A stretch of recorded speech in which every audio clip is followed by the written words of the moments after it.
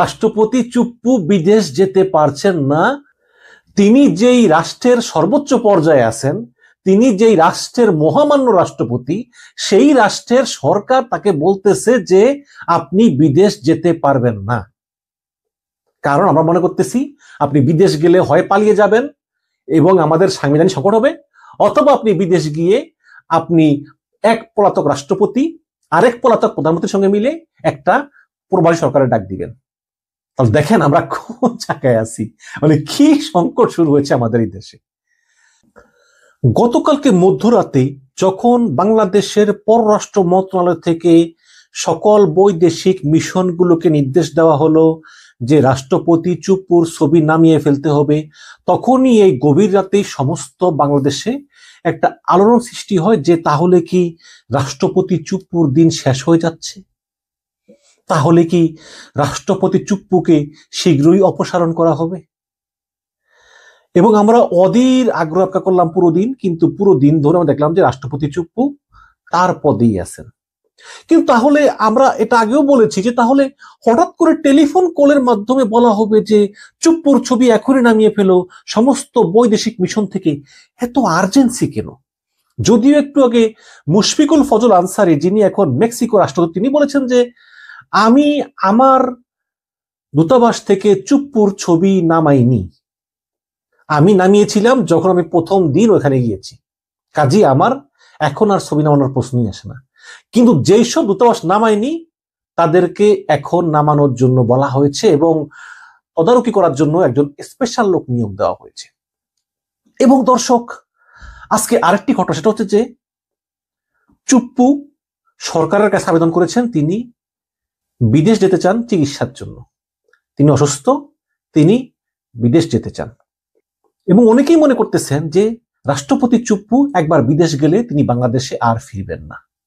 আপনারা জানেন যে রাষ্ট্রপতি চুপ্পু তিনি কার্যত এখন গৃহবন্দী, তার কোনো ক্ষমতাই নেই, তিনি রাষ্ট্রপতি হিসাবে শুধু পদেই আছেন কিন্তু কোনো ক্ষমতা নাই, তিনি একজন ফুললি গৃহবন্দী, তিনি বঙ্গভবন থেকে বেরো হন না। তো তিনি আবেদন করেছেন যে আমি চিকিৎসার জন্য আমি বিদেশ চলে যাব, কিন্তু সরকার তা নাকচ করে দিয়েছে। সরকার বলেছে যে না, দেশের এই সাংবিধানিক সংকটের ভিতরে আপনি কোথাও যেতে পারবেন না, যেহেতু এখন স্পিকার পদত্যাগ করেছে, ডেপুটি স্পিকার কারাগারে, সুতরাং এই সময় আপনি চলে গেলে একটা সাংবিধানিক সংকট তৈরি হতে পারে, এই কারণে সরকার তাকে যেতে দেয়নি। কিন্তু এখন দুটো ব্যাপার একটু সাংঘর্ষিক মনে হচ্ছে। এক হচ্ছে, যদি সরকার চায় যে রাষ্ট্রপতি চুপ্পুর অপসারণ, তাহলে রাষ্ট্রপতি চুপ্পু যদি বিদেশ যেতে চায় সরকারের তো খুশি হওয়ার কথা, আচ্ছা যান, আপদ বিদায় হলো। কিন্তু রাষ্ট্রপতি চুপ্পুর ছবি নামানো হলো দূতাবাস থেকে, এবং আমরা ধারণা করি যে এতে রাষ্ট্রপতি চুপ্পুর উপরে একটা প্রেসার ক্রিয়েট করা হলো মনস্তাত্ত্বিক ভাবে, যে আপনি পদত্যাগ করুন, দেখেন আমরা আপনার ছবিও নামে ফেলেছি, আপনি এখনো কেন আছেন, আপনি যান না কেন, তাই না? কিন্তু যখনই আবার চুপ্পু বিদেশ যাওয়ার জন্য আবেদন করেন, তখন তার সে আবেদন সরকার কর্তৃক প্রত্যাখ্যাত হয়। তার মানে কি সরকার চাচ্ছেন যে চুপ্পু পদত্যাগ করুক কিন্তু দেশেই থাকুক?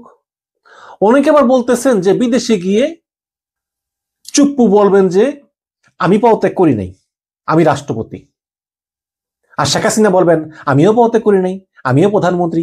তখনই রাষ্ট্রপতি এবং প্রধানমন্ত্রী মিলে একটা প্রবাসী সরকার গঠন করে তারা বিদেশ থেকে একটা নতুন সরকারের কার্যক্রম পরিচালনা করবেন। ঠিক এই ধরনের স্বতন্ত্র হয়ে থাকতে পারে বলেই হয়তোবা সরকার তাকে বিদেশ যেতে দিতে চায় না। কিন্তু একটা বিষয় তো স্পষ্ট যে রাষ্ট্রপতি চুপ্পু তিনি ছিলেন আগাগোড়া একজন দুর্নীতিবাজ এবং তেলবাজ। শোনা যায় তিনি যখন দুদকের কমিশনার ছিলেন তিনি 5,000 টাকা পর্যন্ত ঘুষ খেতেন। তিনি অ্যাসালমের ক্যাশিয়ার ছিলেন। অ্যাসালম যে কোটি কোটি টাকা লুট করেছে উনি তার সহযোগী ছিলেন। উনি তৈলাক্ত কলাম লিখতেন। শেষ পর্যন্ত শেখ হাসিনা হঠাৎ করে তাকে এনে রাষ্ট্রপতি বানিয়ে দিলেন। শেখ হাসিনা প্রধানমন্ত্রী হলেও মূলত শেখ হাসিনা ছিলেন বাংলাদেশের রানী, মানে তার যখন যা খুশি তাই করতেন, তিনি তার সভা পরিষদের সঙ্গে কোনো কথা বলতেন না। যেই দিন চুপ্পুকে রাষ্ট্রপতি বানানো হয় সেই দিন কেউ জানেন না যে কে রাষ্ট্রপতি হবেন। হঠাৎ করে ওবায়দুল কাদের চুপ্পুকে দেখে চমকে উঠেছে, এই চুপ্পু হবে রাষ্ট্রপতি। কিন্তু তাই হয়েছে। এবং বাংলার ইতিহাসে সবচেয়ে অযোগ্য এবং তৈলবাজ রাষ্ট্রপতি যিনি শেখ হাসিনাকে বলেন যে আমি রাষ্ট্রপতি হওয়ার কারণে আপনার পদদুলি নিতে পারি না, কারণ রাষ্ট্রপতি প্রধানমন্ত্রীর চেয়েও পোস্টে বড়। তো সেই চুপ্পু অনেক দুর্নীতি করেছেন, দুর্নীতি করে দুবাইতে বাড়ি করেছেন, গাড়ি করেছেন, সম্পত্তি করেছেন, এবং তার দুবাইয়ের আনলিমিটেড রেসিডেন্স পারমিটও আছে।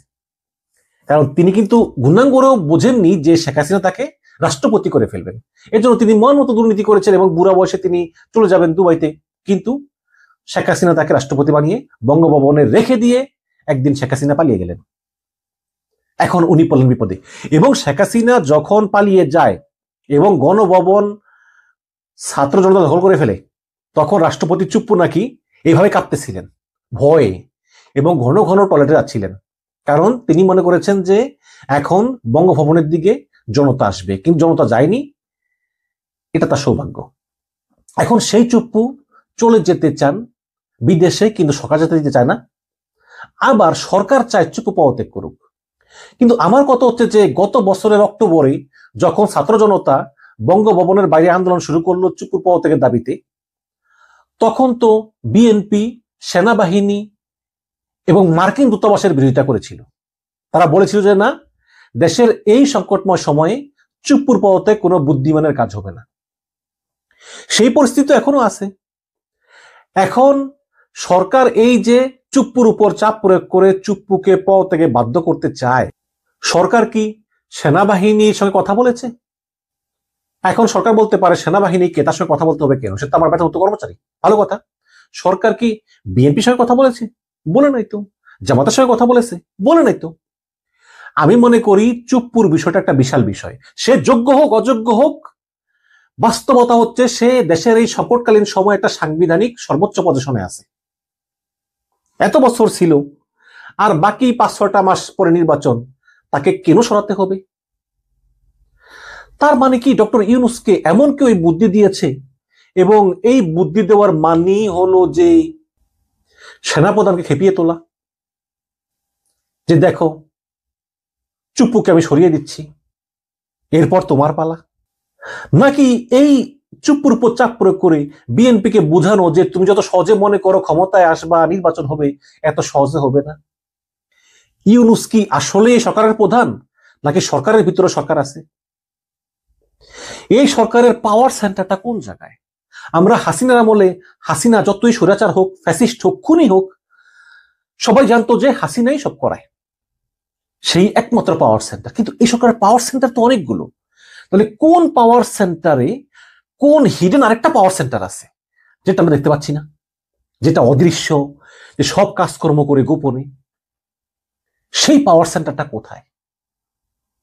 এবং সে কেন অন্য পাওয়ার সেন্টারকে লেজে খেলাতে চায়? সে কেন সেনাবাহিনীর মতো পাওয়ার সেন্টারকে রাগিয়ে দিতে চায়?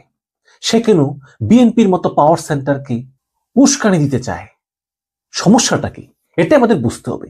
তবে আমি মনে করি যে আমার ব্যক্তিগত অভিমত, রাষ্ট্রপতি চুপ্পুর অপসারণ এই মুহূর্তে কোনো সঠিক সিদ্ধান্ত না।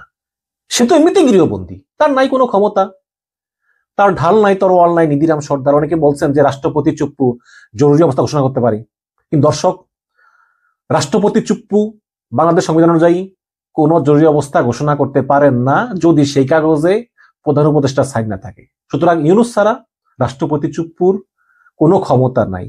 এবং ডক্টর ইউনূস চুপ্পুকে পছন্দ করেন না।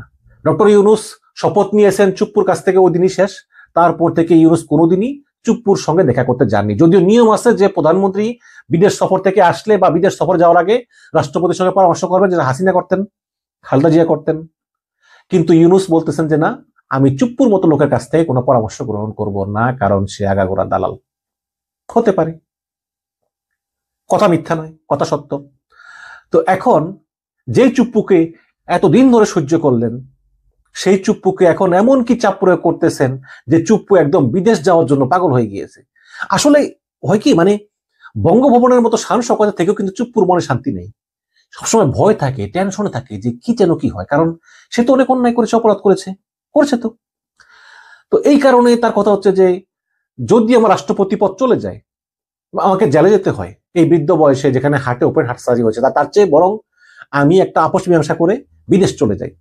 তো তিনি বিদেশ যাওয়ার জন্য অ্যাপ্লাই করলেন, কিন্তু সরকার তাকে বিদেশ যেতে দিতে চায় না। তার মানে রাষ্ট্রপতি হচ্ছে প্রজাতন্ত্রের সর্বোচ্চ পদ।